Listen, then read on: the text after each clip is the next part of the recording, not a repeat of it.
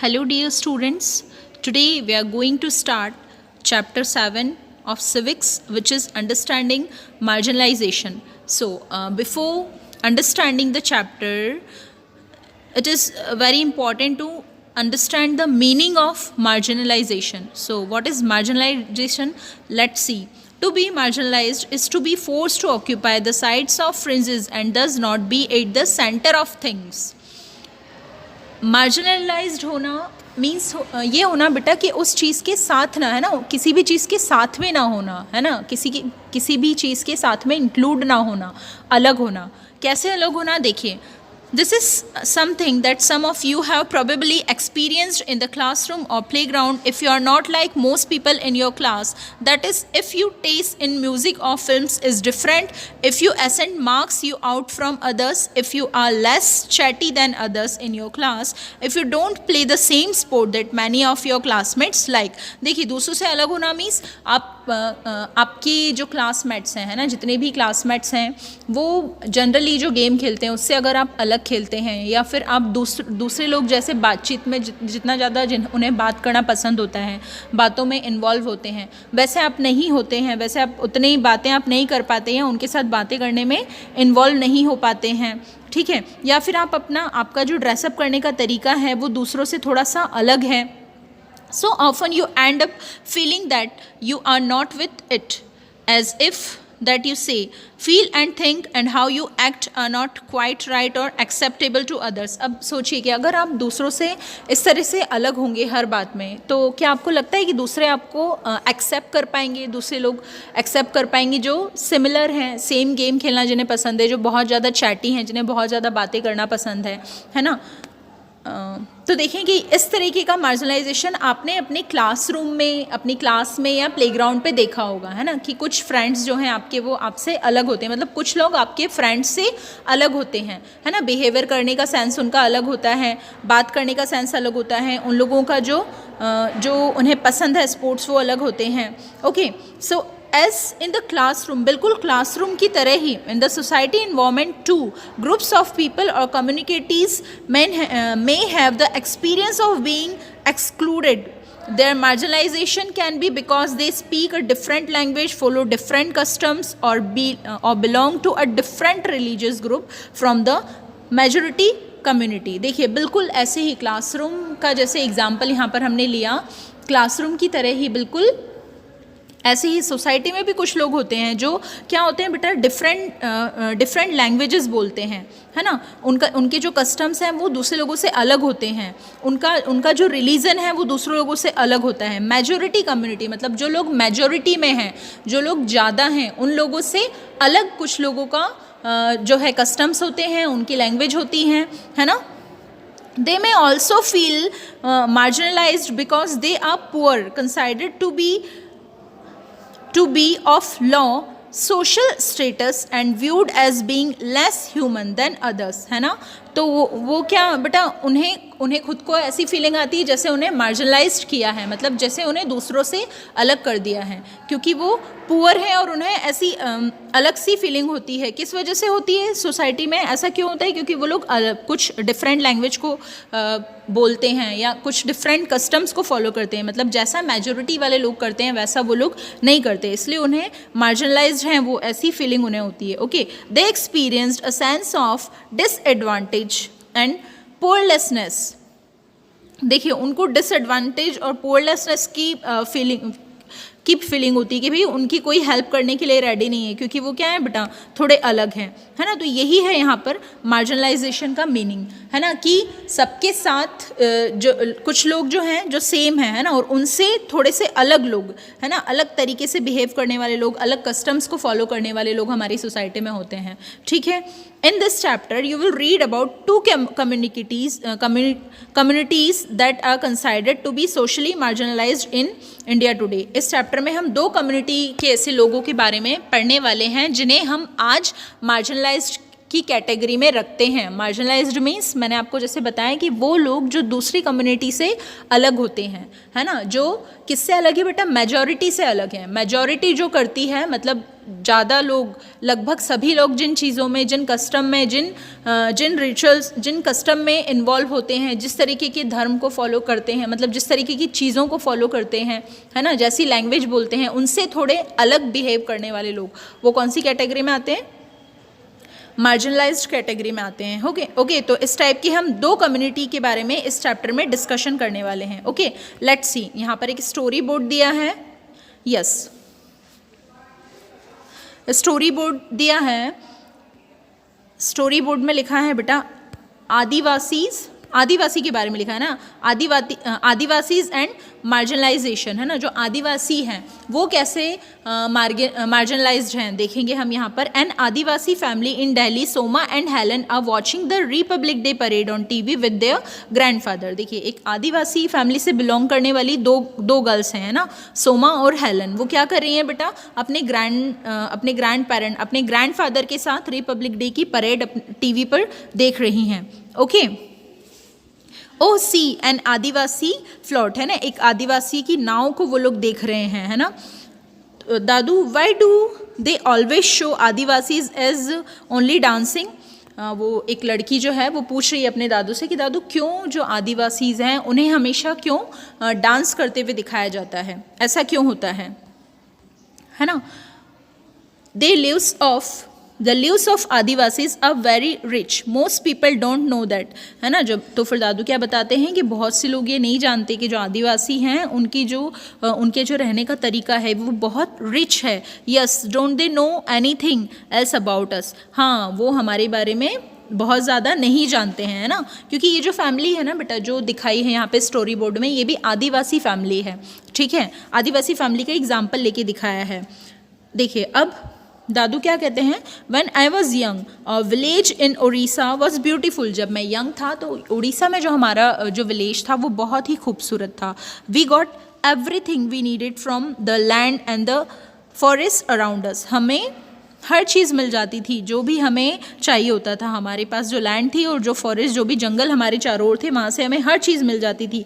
We in turn respect the land, the forest, the river. हम जो land है, जो धरती है, जो फॉरेस्ट है और जो रिवर है उसकी हम बहुत ही रेस्पेक्ट करते थे, है ना। Then suddenly we were told that the forest was not ours. Forest official and contractors cut down large parts of it. और सडनली हमसे कहा गया कि ये जो फॉरेस्ट हैं ये हमारे नहीं हैं, और जो फॉरेस्ट के जो ऑफिसर्स हैं उन्होंने क्या किया बेटा, और जो कॉन्ट्रैक्टर्स हैं उन्होंने कट करना स्टार्ट कर दिया, है ना, इन जंगलों को, इन फॉरेस्ट को कट करना स्टार्ट कर दिया। और हमसे कह दिया गया कि ये जो फॉरेस्ट हैं जिनकी हम इतनी रेस्पेक्ट करते हैं, जिनके बीच रह कर के हम पले बड़े हैं, जिन फॉरेस्ट से हमें हर चीज़ मिल जाया करती थी, उन फॉरेस्ट के लिए हमसे कह दिया गया कि ये तुम्हारे नहीं हैं। If we protested they beat us and then took us to the court. अगर हम इस चीज़ का विरोध करते थे, अगर हम प्रोटेस्ट करते थे तो वो लोग पिटाई करते थे हमारी, और क्या करते थे, हमें कोर्ट हमें ले जाया जाता था। Where we did not have our lawyers and could not fight our cases. और वहाँ कोर्ट में हमारे कोई लॉयर्स, हमारे अपने लॉयर्स नहीं होते थे और हम उन केसेस को फाइट नहीं कर पाते थे।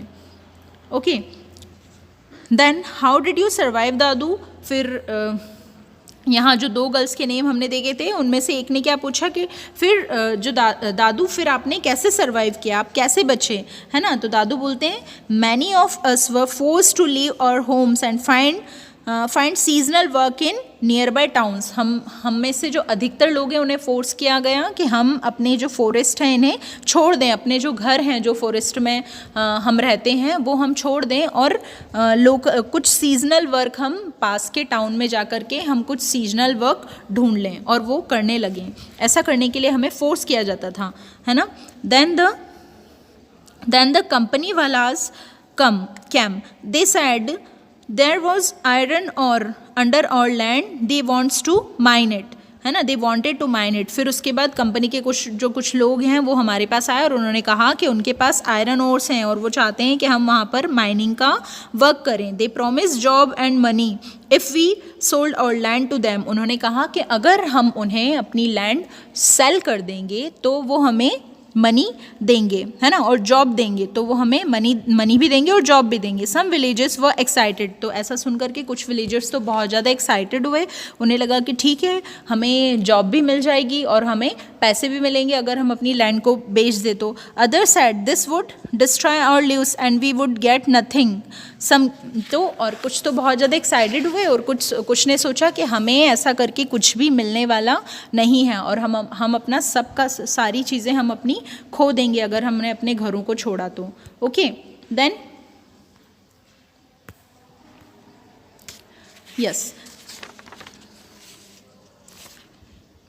then some gave then they beat it and threatened us till eventually everyone was forced to sell and abandon the land of their forefathers, है ना, सब लास्ट तक सभी को फोर्स किया गया कि उन्हें अपनी लैंड फादर्स की जो लैंड है उसको सेल आउट कर देना है। They had the support of the authorities our while way of living vanished और नाइट।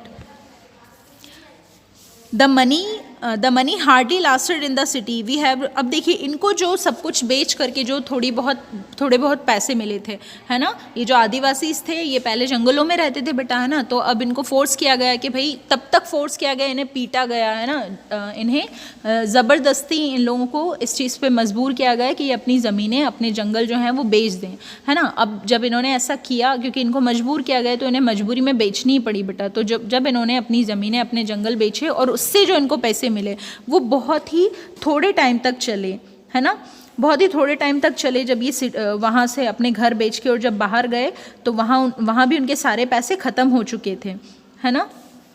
अब how we missed our carefree lives the open spaces, अब जब वो अपने घर छोड़ के बाहर गए तो वहाँ पर उन्होंने बहुत ज़्यादा मिस किया अपने केयर फ्री लिव्स को, है ना, बिल्कुल जैसे वो बिल्कुल केयर फ्री तरीके से रहते थे, है ना, ओपन स्पेसेस में, खुली जगह में रहते थे, बिल्कुल केयर फ्री होकर के, है ना, बिना किसी परेशानी के रहते थे वो, तो उस जगह को इन्होंने बहुत ज़्यादा मिस किया। ये पूरी जो स्टोरी है बेटा ये उनके दादू उन्हें बता रहे हैं कि ये आदिवासी थे और इनके साथ क्या हुआ था, ठीक है।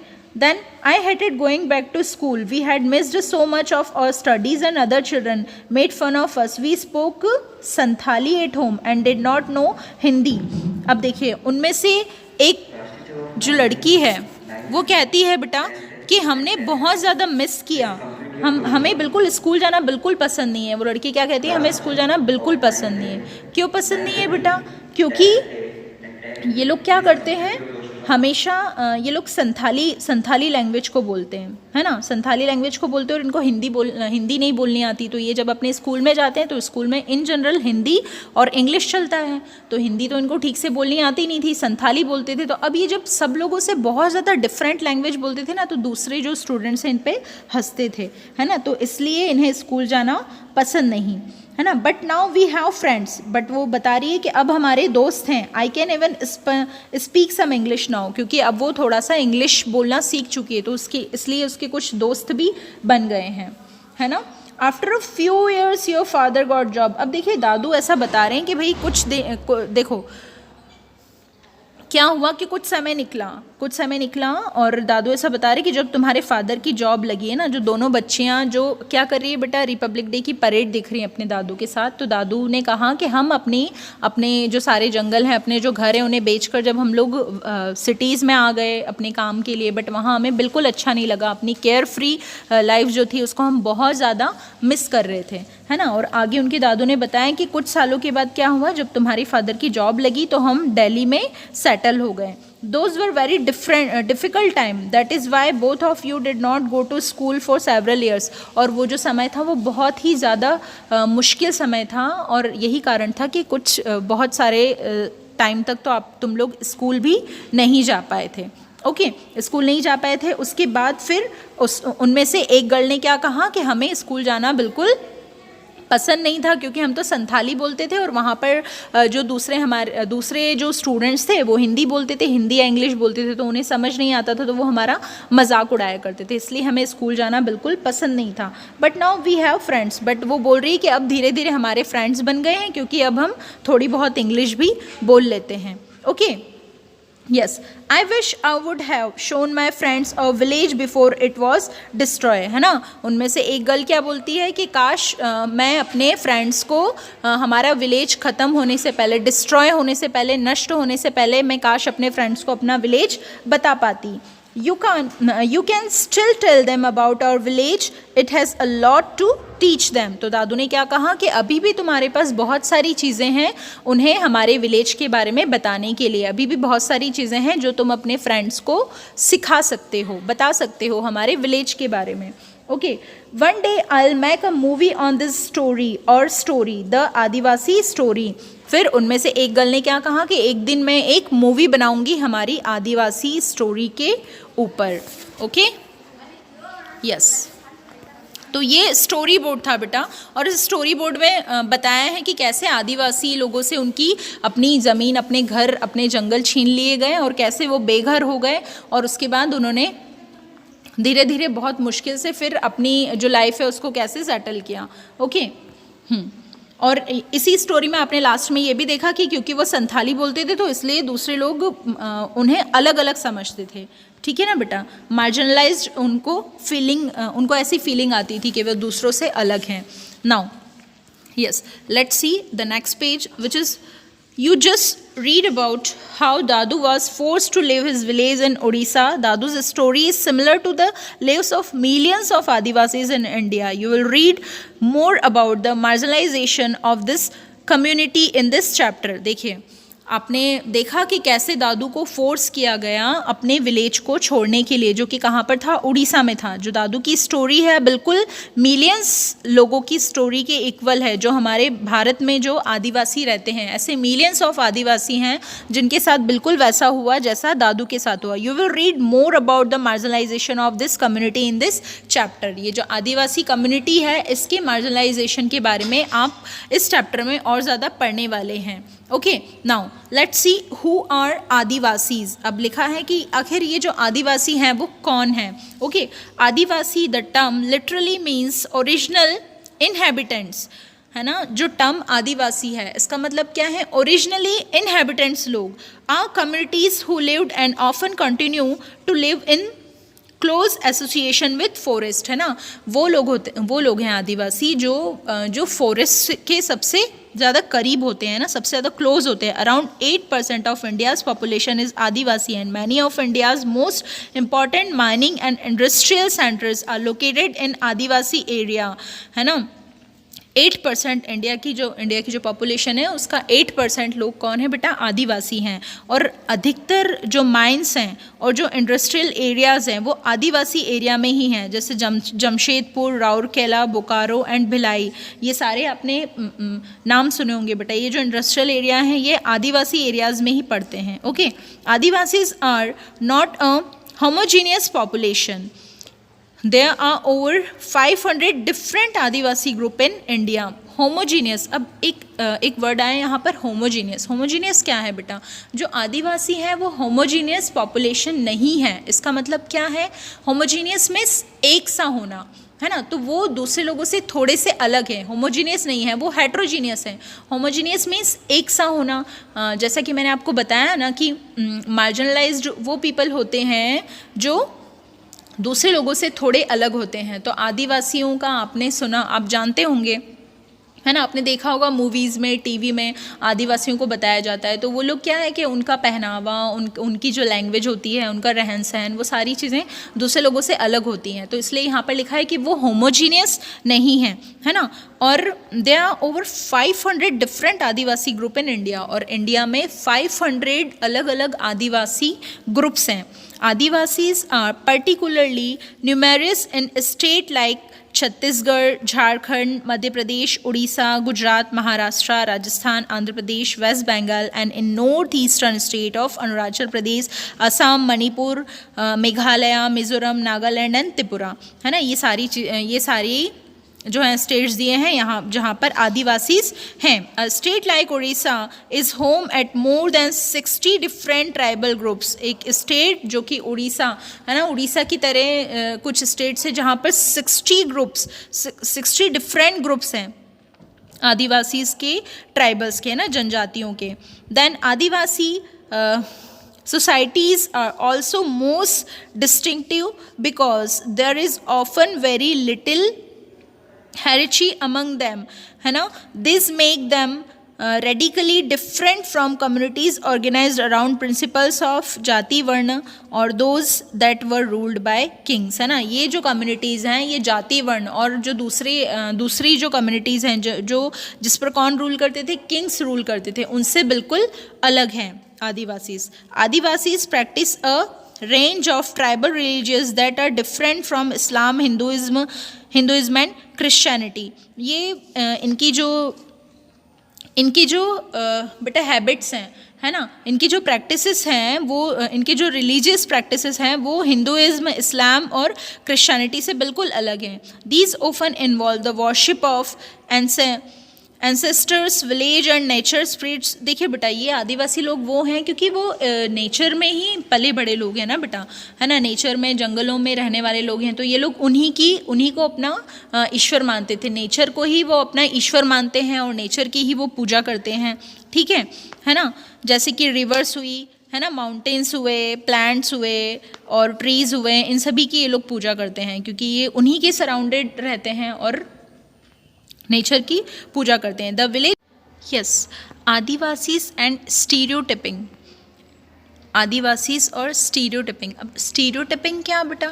स्टीरियोटिपिंग वो जो पुरानी सोच को, जो है ना, पुरानी सोच जिनकी होती है या जिनके लिए हम एक वर्ड यूज़ करते हैं ना, रूढ़ीवादी जो लोग होते हैं ना, पुरानी सोच वाले. Okay, in India we usually showcase Adivasis communities in particular ways. Thus during school functions or other official event or in books and movies, Adivasis are invariably portrayed in very stereotypical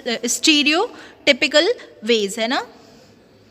अब स्टीरियोटिपिंग वेज में भाई इनको बताया जाता है आदिवासी. इसको हम देखते हैं ना कि बहुत ज़्यादा कलरफुल होते हैं ये, हमेशा मतलब कलरफुल ड्रेसेस होती है इनकी और हमेशा डांस करते हुए दिखाई देते हैं, है ना. वेरी लिटिल अबाउट, हम इनकी जो रियलिटीज़ है उनके बारे में बहुत कम जानते हैं. This often wrongly leads to people believing that they are exotic, है ना, प्रिमिटिव एंड बैकवर्ड, है ना. अधिकतर लोग क्या समझते हैं कि ये लोग बहुत ही पुराने हैं ना, पुराने ख्यालों के पुराने लोग हैं, है ना, और बहुत ज़्यादा एक्सॉटिक मीन्स एक जो चीज़ हमें अट्रैक्ट करती है ऐसे, और बैकवर्ड भी हैं, है ना. But often Adivasis are blamed for their lack of advancement and they are believed to be resistant to change or new ideas, है ना. अधिकतर आदिवासीज के बारे में क्या एक सोच क्या बना ली जाती है कि भाई ये जो हैं नई चीज़ों को एक्सेप्ट नहीं करते हैं, है ना, पुराने ख्यालों के होते हैं और पुराने आइडियाज़ होते हैं इनके पास बस, है ना. रेसिस्टेंट होते हैं मीन्स कोई इफ़ेक्ट नहीं पड़ता, ये नई चीज़ों को एक्सेप्ट नहीं करते हैं. ठीक है. हाँ, you will remember that you read in class 6th book how stereotyping particular communities can lead to people discriminating against such groups.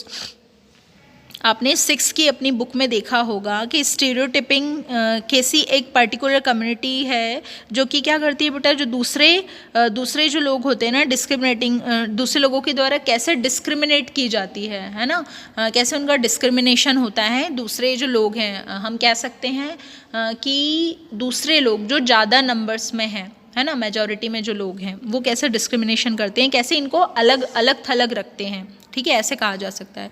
Now Adivasis and development. जो आदिवासीज हैं और डेवलपमेंट, आदिवासीज के विकास के बारे में हम यहाँ पे देखने वाले हैं. As you have already read in your history textbook, forest were absolutely crucial to the development of all empires and settled civilization in India. आपने अपनी हिस्ट्री की बुक में देखा है कि बेटा सबसे जो इम्पॉर्टेंट रोल प्ले किया है फॉरेस्ट ने, जो सिविलाइजेशंस हैं, है ना, जो अलग अलग तरह की जो सभ्यताएं हैं वहीं से निकली हैं, है ना. Metal ores like iron, copper and gold and silver, coal and diamonds. अब ये सारी मेटल की जो ओर्स हैं, आयरन, कॉपर, गोल्ड्स, इन सब के बारे में, और मेडिसिन्स, हर्ब्स, ये सारे एनिमल प्रोडक्ट्स, ये सारे हमें कहाँ से मिलते हैं बेटा? सारे के सारे हमें फॉरेस्ट से ही तो मिलते हैं. एंड एनिमल्स देमसेल्व्स, है ना, एलिफेंट और ये सारे मतलब एनिमल प्रोडक्ट्स और सारे फॉरेस्ट प्रोडक्ट्स और इन सब के बारे में हमने पढ़ा है ना, यहीं से इन्हीं का यूज़ करते हुए जो है सिविलाइज हुए हैं। ह्यूमैनिटी ह्यूमंस इन्हीं का यूज़ करते हुए सिविलाइज्ड हुए। All come from the forest, ये सभी के सभी सारी चीज़ें कहाँ से मिलती हैं? हमें फॉरेस्ट से मिलती हैं। In addition to continuation of life depended heavily on forest that help recharge many of India's rivers and as it becoming clear now crucial to the availability and quality of our air and water. Forests covered the major part of our country till the 19th century, and the Adivasis had a deep knowledge of access to as well as control over the most of these vast tracts at least till the middle of the 19th century. 19th century से लेकर के 19th century के middle तक आदिवासी वो लोग थे जिन्हें handle करना आता था, मतलब जो फॉरेस्ट के बारे में सब कुछ जानते थे बेटा, है ना। बट क्या हुआ, जैसा हमने अपनी स्टोरी बोर्ड में देखा कि धीरे धीरे उनसे सारी चीज़ें छीन ली गई थी, है ना। धीरे धीरे जो आदिवासीज़ हैं उनसे ये सारी चीज़ें छीन ली गई बेटा। This is radically contrary to our images of Adivasis today as somewhat marginal and powerless communities, है ना। कुछ मार्जिनल और पावरलेस कम्युनिटीज़ हैं आदिवासीज़ में। In the pre colonial world they were traditionally range Hunter gathered and nomads and live by shifting agriculture and also cultivating in one place, है ना। कब जो कॉलोनियल पीरियड थे उसके पहले क्या हुआ करता था कि जो आदिवासी हैं बिल्कुल फ्रीली रहते थे बेटा, और फ्रीली वो क्या करते थे, अपनी एग्रीकल्चर वर्क भी एक जगह पे करते थे। although these remain for the past 200 years, Adivasi have been increasing force through economic changes, forest policies and political force applied by the state and private industries, है ना। अब लेकिन उनकी लाइफ में कैसे चेंजेस आया कि प्राइवेट इंडस्ट्रीज़ और पॉलिटिकल फोर्सेस ने और इकोनॉमिक चेंजेस की वजह से आदिवासीज़ की लाइफ में भी चेंजेस आया। Okay, to migrate to lives as workers in plantations at construction sites, in industries and as domestic works. For the first time in history, they do not control or have much direct access to the forest territories, है ना। तो क्या हुआ बेटा, ये जो सारे के सारे कंस्ट्रक्शन के वर्क हैं, है ना, इंडस्ट्रियल वर्क हैं, यहाँ पर सारे के सारे जो फॉरेस्ट है उन्हें हटा करके और फिर ये इंडस्ट्रीज़ और कंस्ट्रक्शन वर्क स्टार्ट हुआ, है ना। तो ये सारी चीज़ें डेवलप हुई जब फॉरेस्ट हटे तो ये धीरे धीरे अपने जंगलों से दूर होते गए। तो ये पूरा का पूरा चैप्टर बेटा हम इन आदिवासीज़ के बारे में, है ना, मोस्टली हम आदिवासीज़ के बारे में ही पढ़ने वाले हैं, सारी की सारी चीज़ें इस चैप्टर में। Okay, now let's see. Forest lands have been cleared for timber and to get land for agriculture and industry. जो फॉरेस्ट लैंड हैं वो सारे के सारे हटा दिए गए, है ना। क्यों हटा दिए गए? एग्रीकल्चर के लिए और इंडस्ट्री के लिए, है ना, इंडस्ट्रीज़ डेवलप करने के लिए उन्हें हटा दिया गया। Adivasis have also lived in areas that are rich in minerals and other natural resources. जो आदिवासी है वो उन एरियाज़ में रहते थे जो कि मिनरल्स, जहाँ पर बहुत ही ज़्यादा रिच मिनरल्स, बहुत ही ज़्यादा मिनरल्स पाए जाते थे, है ना।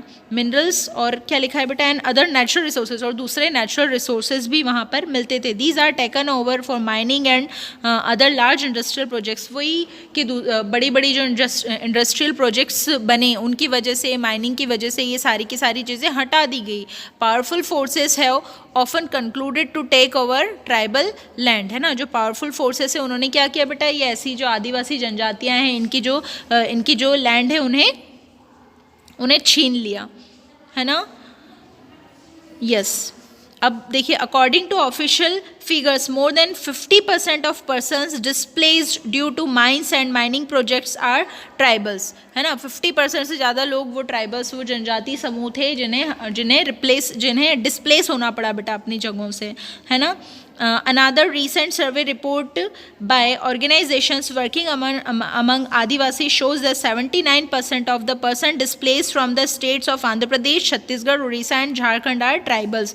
और दूसरे जो सर्वे हैं वो हमें बताते हैं कि 79% ये आदिवासी जो थे, इनके 79% जो लोग थे वो आंध्र प्रदेश, छत्तीसगढ़, उड़ीसा और झारखंड के ट्राइबल्स थे, है ना, जिन्हें डिस्प्लेस होना पड़ा था। यहाँ इन जगहों की वो जनजातियाँ थी जिन्हें डिस्प्लेस होना पड़ा था। Okay, now losing their lands and access to the forest mean that tribals lose their main sources of livelihood and food. मतलब उन्हें अपनी ज़मीन खो देने का मतलब जो ट्राइबल्स थे, है ना, जो आदिवासी थे, जो जनजाति वाले जो लोग थे, जनजाति समूह के जो लोग थे, उनके लिए अपनी लैंड खो देने का मतलब क्या था कि अपनी जो आजीविका है ना, अपना जो जीवन है और अपना जो फूड है उसे खो देना, है ना, उसके मेन सोर्सेस को ही खो देना, अपने भोजन के मेन सोर्स को खो देना. Having gradually lost access to their traditional homelands, many Adivasis have migrated to cities in search of work, where they are employed for very low wages in local industries or at building or construction sites, है ना. जब उन्होंने अपनी ज़मीनें खो दी तो एक बहुत ही कम वेजेस पे, है ना, उन्हें वहाँ पर बहुत कम वेजेस दी जाती थी. जब वो कहाँ गए, सिटीज़ में गए, अपनी ज़मीनों को छोड़ करके जब वो सिटी साइड गए तो वहाँ पर इंडस्ट्रीज़ में या कंस्ट्रक्शन साइट पे उन्हें बहुत ही कम वेजेस पे उन्हें वर्क मिले. ओके, दे दस gate caught in a cycle of poverty and deprivation, है ना. तो ऐसे एक साइकिल, पोवर्टी के साइकिल में वो चले गए. ठीक है. Now 45% of tribal group in rural area and 35% in urban area live below the poverty line, है ना. 45% रूरल एरिया में 45% और and 45% of tribal group in rural area, इन जनजातियों का 45% रूरल एरिया में एंड 35% इन अर्बन एरिया. और urban area मतलब 45 गांव वाले जो एरियाज़ है वहाँ पर 45% और शहर वाले जो एरिया हैं वहाँ पर 35% जो लोग हैं, ट्राइबल ग्रुप्स के जो लोग हैं, जनजाति जो लोग हैं, वो बिलो पुअर्टी लाइन, मतलब पुअर्टी लाइन के भी नीचे, उनकी कैटेगरी पुअर्टी लाइन के भी नीचे वाली कैटेगरी में वो लोग आते हैं. ओके. नाउ देखिए, minorities and marginalisation. Minority means, minority वो लोग जो बहुत ही कम नंबर में होते हैं, है ना.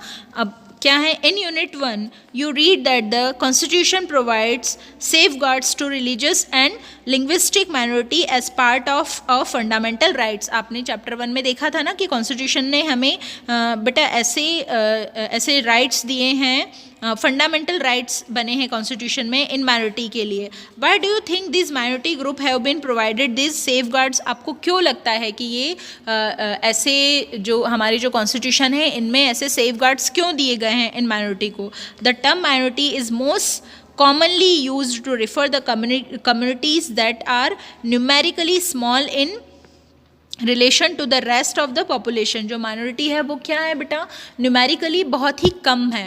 न्यूमेरिकली मतलब नंबर में बहुत ही कम है दूसरे लोगों से. माइनॉरिटी मतलब वो लोग जो बहुत ही कम है, कम संख्या में है दूसरे लोगों से. However, it is a concept that goes well beyond numbers in encompasses issues of power, access to resources and has social and cultural dimensions, है ना. social cultural dimension मतलब जैसे कि हमने पढ़ा ना कि socially और culturally ये लोग क्या हैं कि एक अलग इनका डायमेंशन है ना. इनका जीने का जो नज़रिया है, इनका जो इशू, पावर इश्यूज़ है ना, पावर इश्यूज़ और जो दूसरे रीज़न है, इसकी वजह से इन्हें क्या हुआ, क्या किया गया, इन्हें सेफ गार्ड्स दिए गए बेटा हमारे कॉन्स्टिट्यूशन में, है ना, ताकि सभी को बराबर हक हो, है ना. बिल्कुल जो जैसा हमने पढ़ा था ना अपने पिछले चैप्टर में कि अपने फर्स्ट चैप्टर में कि लॉ के सामने सभी लोग बराबर हैं, भले ही वो किसी भी ट्राइब, किसी भी कम्युनिटी से बिलोंग करता हो, भले ही वो माइनॉरिटी वाला हो या मेजॉरिटी वाला हो, कोई भी पर्सन हो. Okay. As you read in unit 1, the Indian constitution recognise that the culture of the majority influence the way in which society and government may express them self. In such cases size can be a disadvantage and lead to the marginalization of the relatively smaller communities, है ना. तो यहाँ पर बेटा जो size है वो बहुत ही इंपॉर्टेंट रोल प्ले करती है कि भाई, है ना, जो नंबर में कम है वो जो लोग नंबर में कम हैं वो मार्जिनलाइजेशन का शिकार होते हैं, है ना. Thus, safeguards are needed to protect minority communities against the possibility of being culturally dominate by the majority. इसलिए ये जो सेफ गार्ड्स हैं जो हमारे कॉन्स्टिट्यूशन में दिए गए हैं, किसको, माइनॉरिटी को, ये हेल्प करते हैं माइनॉरिटी की कि वो जो मेजॉरिटी के लोग हैं वो उन्हें डोमिनेट ना करें. ठीक है, मेजॉरिटी के डोमिनेशन से बचाते हैं माइनॉरिटी लोगों को। They also protect them against any discrimination and disadvantage that they may face. वो किसी भी डिस्क्रिमिनेशन या डिसएडवांटेज को जिसको फेस करते हैं उससे भी ये सेफ गार्ड्स जो हैं वो माइनॉरिटी को बचाते हैं। Okay, given certain condition communities that are small in number related to the rest of society, कुछ कम्युनिटी जो दूसरी सोसाइटी से बहुत ही कम नंबर में है ना, बहुत ही कम नंबर में, feel insecure about their lives assets and well being. वो बहुत ही इनसिक्योर फील करते हैं क्योंकि वो बहुत ही कम नंबर्स में है, तो वो इनसिक्योर फील करते हैं। किस लिए? अपनी लाइफ के बारे में इनसिक्योरिटी होती है, अपनी एसेट्स के बारे में, और अपने भले मतलब अपनी वेल बीइंग्स के बारे में भी वो इनसिक्योरिटी को फील करते हैं। Okay, this sense of insecurity में gate accentuated of the relation between the minority and majority communities are fraud. The constitution provides these safeguards because it is committed to protecting India's cultural diversity and promoting equality as well as justice, है ना। क्यों इन्हें safeguards दिए जाते हैं? क्योंकि हमारा जो कॉन्स्टिट्यूशन है ये प्रमोट करता है, किस चीज़ को प्रमोट करता है बेटा? इक्वालिटी को प्रमोट करता है ना। safeguards because committed to protecting India, ये इसका हमारा जो कॉन्स्टिट्यूशन है इसका कमिटमेंट है कि ये इंडिया को प्रोटेक्ट करेगा। कैसे? इंडिया की कल्चरल डाइवर्सिटी को प्रोटेक्ट करेगा। हमने देखा ना कि कल्चरल अलग अलग लोगों का अलग अलग कल्चर को मानने वाले लोग हमारे देश में रहते हैं। तो अगर ऐसी सिचुएशन में अगर माइनॉरिटी को का डिस्क्रिमिनेशन होगा, है ना, जो डोमिनेंट ग्रुप है अगर वो उनका डिस्क्रिमिनेशन करेंगे तो कैसे वो लोग सर्वाइव कर पाएंगे? तो माइनॉरिटी का डिस्क्रिमिनेशन ना हो इसलिए हमारा कॉन्स्टिट्यूशन इन्हें सेफ गार्ड्स प्रोवाइड करता है। ओके बेटा, now let's C Muslims and marginalisation. अभी तो इसके पहले हमने क्या पढ़ा बेटा? जो सारे आदिवासियों के बारे में पढ़ा कि Adivasi and marginalisation, Adivasi minority group में आते हैं और ऐसे ही जो मुस्लिम्स हैं वो भी माइनॉरिटी ग्रुप में आते हैं। Okay, so Muslims are 13. According to 2011 census, Muslims are 14.2% of India's population and are considered to be a marginalized community in India today because in comparison to other communities they have over the year been deprived of benefits of socio-economic development. The data in the three tables below derived from different sources indicate the situation of the Muslim community will regard a basic amenities, literacy and public employment. Read the table below. What do you think these tables tell us about the socio-economic status of Muslim community? देखिए 2011 के census के according जो Muslims हैं वो 14.2% है ना। Muslims का जो पॉपुलेशन है वो कितना है बेटा? 14.2% है सिर्फ इंडिया में। तो क्योंकि दूसरी जो कम्युनिटी है उससे बहुत ज़्यादा कम है ये पॉपुलेशन, इसलिए जो मुस्लिम्स हैं उन्हें भी हम माइनॉरिटी में रखते हैं। ओके, और यहाँ पर कुछ टेबल्स दी हैं जिसमें मुस्लिम पॉपुलेशन का कंपैरिजन किया गया है। मुस्लिम देखिए रिलीजियस कम्युनिटी कौन कौन सी दी है? हिंदू, मुस्लिम, क्रिश्चियन और सिख, है ना। तो इस टेबल को देख करके बेटा आपको कंक्लूजन फाइंड आउट करना है कि जो मुस्लिम कम्युनिटी है उसकी क्या सिचुएशन है ना। Now let's move on to the conclusion of our today's chapter. अब क्या कंक्लूजन इससे निकलता है? देखिए, in this chapter we have tried to understand that it means to be marginalized community. We have tried to look at this through the experience of different marginalized communities. There are different reasons for each of these communities being marginalized. हमने इस chapter में देखा different communities के बारे में पढ़ा कि different अलग अलग reason थे उनके marginalized होने के। Each experience marginalization in different ways, है ना।